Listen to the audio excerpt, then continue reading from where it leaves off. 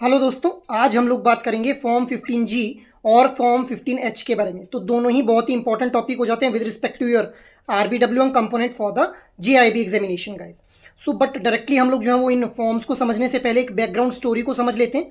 So guys देखिए, ऐसे individual जिनकी एज 60 ईयर से कम है और उनकी जो इंटरेस्ट की फॉर्म में इनकम हो रही है विद इन अ ईयर, अगर वो इनकम 50,000 से एक्ससीड करती है तो उस केस में बैंक्स के द्वारा जो है वो TDS उन इंडिविजुअल्स का डिडक्ट कर लिया जाएगा।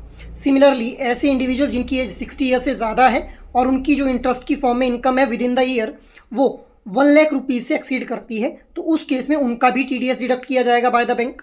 अब ये जो फॉर्म 15G और 15H है, इनके थ्रू इंडिविजुअल्स के द्वारा ये इंटीमेट किया जाता है बैंक को कि भाई they are not liable to pay the TDS because they are not falling within the tax bracket guys. अब फॉर्म 15G का यूज़ किया जाएगा उन इंडिविजुअल्स के द्वारा जिनकी एज 60 ईयर्स से बिलो है और उनका जो है वो TDS डिडक्ट कर लिया गया है बाय द बैंक।